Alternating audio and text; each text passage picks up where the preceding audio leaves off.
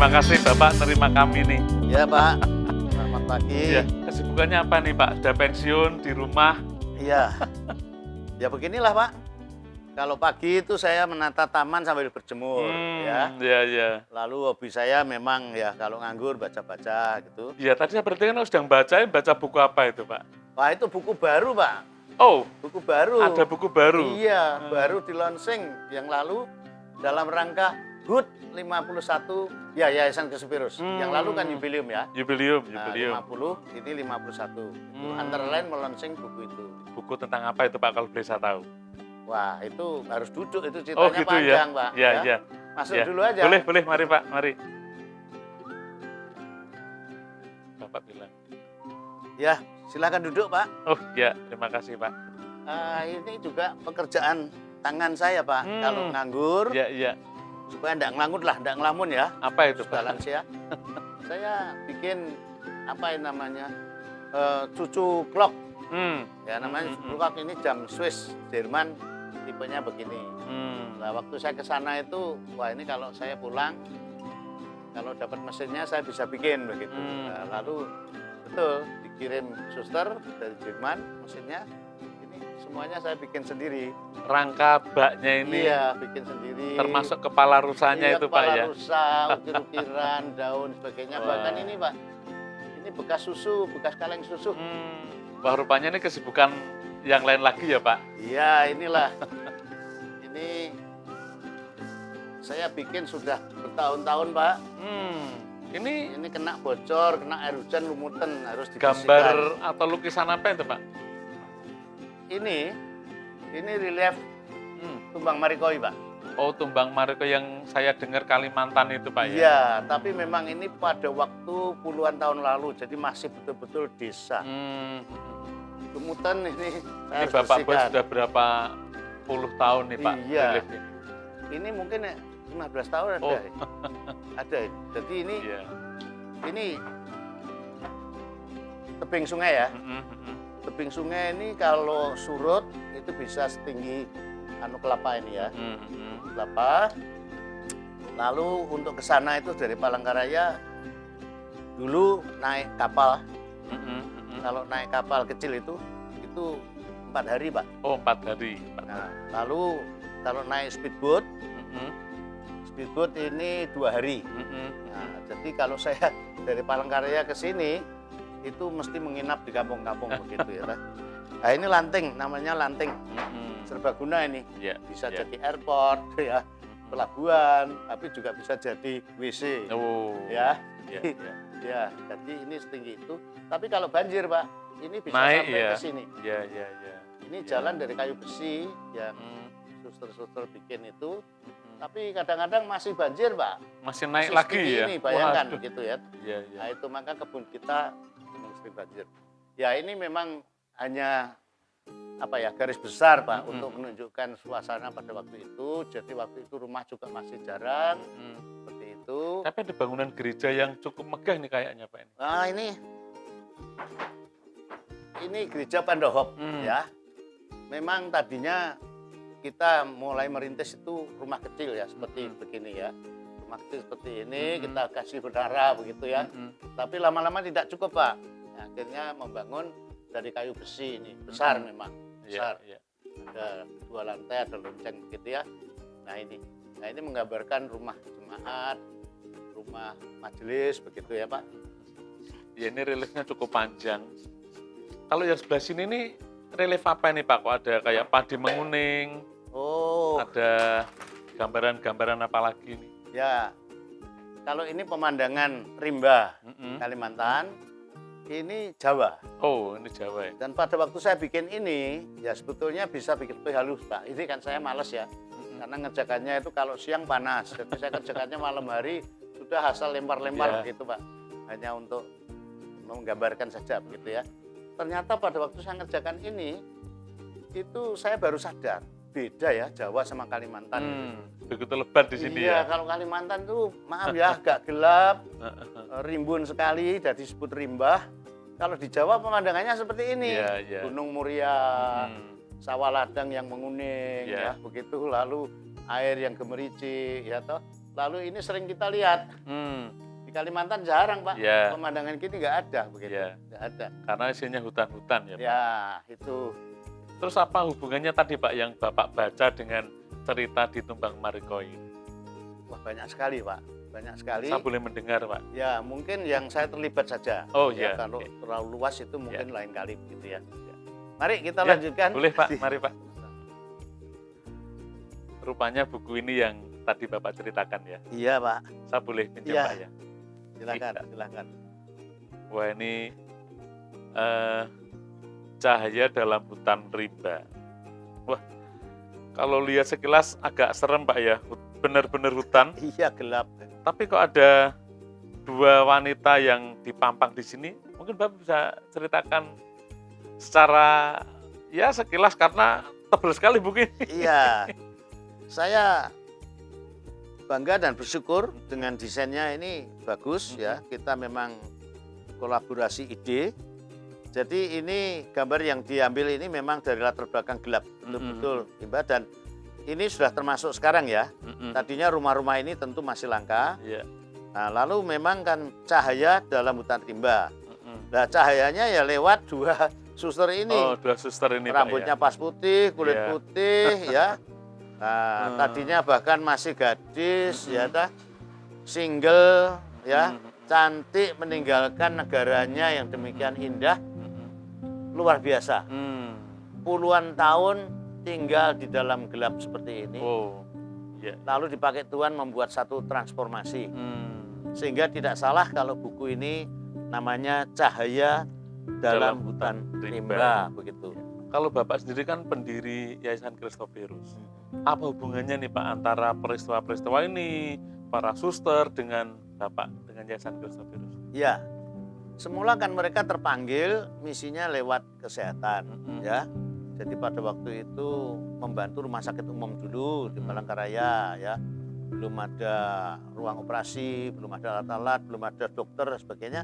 Nah, mereka terpanggil. Nah, kemudian saya tawarkan ke tempat menurut saya yang lebih baik lah begitu ya. Tetapi mereka inginnya di tempat yang sangat dibutuhkan. Nah, sehingga akhirnya ya bersama suster-suster yang lain itu malah mencari tempat yang di pelosok Pak, di pedalaman. Ya, direkomendasi oleh Bapak Gubernur juga dan Bapak Bupati sebetulnya. Lalu mereka akhirnya membuat klinik apung. Jadi sebelum dokter Darmawan siapa itu ya, ada rumah sakit Darmawan. apung. Ya, itu ini membuat seperti itu. Diberi nama Tobiasi. Itu sekitar tahun berapa itu? Wah, itu tahun 70-an, Pak. 70-an ya. 70-an begitu ya. Jadi mereka sampai ke pelosok. Nah, tapi mereka kan bukan rohaniwan ya. Mereka bukan rohaniwan. Lalu melihat keadaan di sana, mereka aduh kasihan sekali ya. Juga gereja pun itu jarang, jauh. Jadi ada orang yang percaya pun itu bertahun-tahun tidak dibaptiskan, tidak ada yang baptis Pak, itu sebagainya ya. Sehingga akhirnya kami dipanggil, Yayasan Christophorus dipanggil, lalu saya ya didatangkan untuk memulai KKR di sana. Ceritanya gitu Pak. Ya. Untuk pelayanan-pelayanan Christophorus, apa yang Bapak lakukan, apa juga dicatat di buku ini Pak ya? Nah itu yang saya kagum Pak. Ternyata suster-suster ini kok ingat loh ya. Peristiwa-peristiwa itu. Sudah puluhan tahun. Iya. Nah saya itu kan paling di sana 5 hari, 10 hari pulang begitu ya. Tapi mereka itu kok ingat peristiwa-peristiwa apa yang saya khotbahkan, ceramahkan, seminarkan, temanya apa, bahkan tanggalnya, tahunnya itu saya kagum ya, kagum. Dan bukan hanya itu, tetapi peristiwa apa sebagai follow up, mujizat apa yang terjadi setelah saya pulang. Ternyata mereka mencatat, mereka ingat begitu ya. Nah kemudian yang saya terlibat lagi itu peperangan rohani Pak. Jadi kalau mereka itu kesembuhan lewat medis, lah saya dipakai Tuhan dalam doa pelepasan, lalu okultisme dan sebagainya itu. Nah ada mujizat-mujizat yang terjadi pada saat itu, tapi ada juga mujizat terjadi yang saya setelah pulang. Mereka lah yang menceritakan itu. Bahkan ada yang saya sendiri belum dengar. Itu hebatnya Pak. pada yang menulis ini orang-orang Jerman, bisa pakai bahasa Indonesia yang bagus. Nah, itu ada mukjizat yang saya alami pada waktu itu KKR itu, yang saya ingat ya, antara lain pada waktu selesai KKR kan adakan tantangan begitu sebagainya, lalu siapa yang mau bertobat ya, bertobat artinya dari jimat-jimat, tahayul, berhala sebagainya kepada Tuhan begitu ya. Nah, lalu saya adakan altar calling, siapa mau terima Yesus artinya juga terima Roh Kudus begitu ya. Ternyata di belakang itu ada seorang bapak angkat tangan ya, dia mau terima. Dan lalu apa yang terjadi, Pak? Baru selesai, setelah selesai KKR, saya pulang, baru saya dapat kabar, ternyata istrinya yang selama itu dirawat suster, tinggal kulit dan tulang, tidak bisa makan, tidak bisa minum, tidak bisa jalan. Itu sembuh, Pak. Jadi suaminya tadi transfer spirit iya, yang luar biasa ya. Suaminya tadi pulang dari gereja, ya, lihat istrinya itu sudah mandi sendiri, turun di sungai, bisa makan, bisa minum. Ini satu hal yang luar biasa. Nah, pada waktu saya tanya, kapan ibu sembuh? Ternyata jawabnya adalah pada saat suami ini bertobat, angkat tangan, terima Yesus.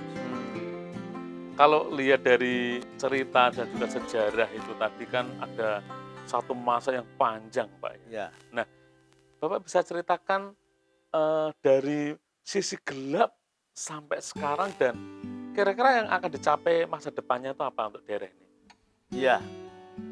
Kalau Bapak mengunjungi 40 tahun lalu sama sekarang, ya memang bedanya jauh sekali. Jauh beda, Pak. Sehingga muncullah istilah yang tepat adalah terjadi transformasi. Transformasi. Ya, transformasi itu kan suatu perubahan yang total dan menyeluruh. Ya, itu namanya transformasi. Nah, mengapa dikatakan transformasi? Karena tadi kan gelap, belum ada klinik, belum ada pendidikan, belum ada gereja, dan pencariannya ya hanya liar, kebun begitu dan berburu ya. Begitu, jalan juga belum ada, listrik sampai sekarang pun belum ada. Kami masih pakai solar system. Nah, jadi kondisi seperti itu. Tapi sekarang ini, Pak, sudah ada SD, SMP, SMA. Lalu sudah ada PAUD, TK, ya. Ya, biasanya kan kalau di pedalaman ya cukuplah SD gitu ya. Tapi ini sudah sampai PAUD sampai TK gitu ya.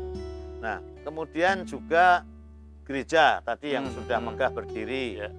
Kemudian puskesmas. Nah, puskesmas ini, Pak, itu kami sampai dipanggil Bupati dan Dinas Kesehatan di sana, Pak, di Gunung Mas. Ya.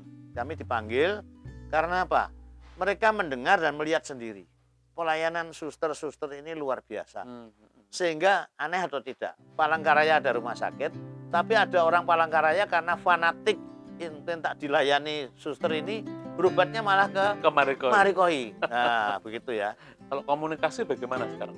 Nah, ini selalu komunikasi juga sekarang sudah bisa WA ya, walaupun sinyalnya kadang-kadang masih lemah, tapi sudah bisa komunikasi lewat HP. Ya, nah, gitu, Pak. Kalau dari pemirsa Fokus Christophorus ini ingin memiliki buku ini, gimana caranya nih, Pak? Ya, begini, Pak. Memang ada subsidi ya. Jadi kalau misalnya 150 itu sudah termasuk di subsidi ya. Ongkos kirimnya mahal. Sehingga kalau Bapak Ibu menghendaki dikirim, ya bantulah ongkos kirimnya begitu ya, ta. Dan kalau ingin membeli, ya itu tadi harganya satu buku 150.000. Saya harus menghubungi siapa ini, Pak, kalau mau membeli buku? Ya, kontak saja, datang ke kantor atau ada alamatnya di situ, begitu ya. 150.000 itu tidak ada artinya dibanding dengan kekayaan. Betul, Pak. Yang ada dalam. Betul. Bayangkan hidup single di tengah hutan rimba menghadapi bahaya yang seperti itu selama 30-40 tahun. Ya. Sampai pensiun. Ya. Itu satu hal yang luar biasa. Ya, Pak Andreas, terima kasih sekali waktunya. Ya. Saya diperkaya dengan pengalaman-pengalaman Bapak dan juga nanti saya akan tambah diperkaya lagi kalau saya membaca buku ini sampai habis. Iya. Ya. Dan kalau ada orang-orang yang ingin mendapatkan, ya tadi sudah dikasih caranya, sehingga kita berdoa supaya buku ini jadi berkat bagi lebih banyak orang. Amin. Ya. Amin. Itu harapan kami. Ya. Para sahabat Fokus Christophirus, kita bersyukur kita sudah bersama-sama dengan Pak Andreas Kristande, pendiri, pembina Yayasan Christophirus, dan juga di awal-awal Christophirus Tumbang Marikoi sama-sama merintis dengan beberapa suster, dan kesaksian-kesaksiannya bisa didapat di buku ini. Bagi rekan-rekan dan sahabat yang ingin mendapatkan buku ini bisa menghubungi nomor telepon di bawah ini, dan kita percaya lewat buku ini akan menambah wawasan, bukan saja menambah wawasan, tapi juga akan menginspirasi para sahabat untuk boleh melayani lebih lagi. Bahkan saya menghimbau Bapak Ibu bisa membeli buku ini dan menghadiahkan kepada orang-orang yang Bapak Ibu anggap layak untuk menerimanya. Sampai di sini Fokus Christophirus kali ini. Sampai bertemu dan Tuhan Yesus. Terima kasih.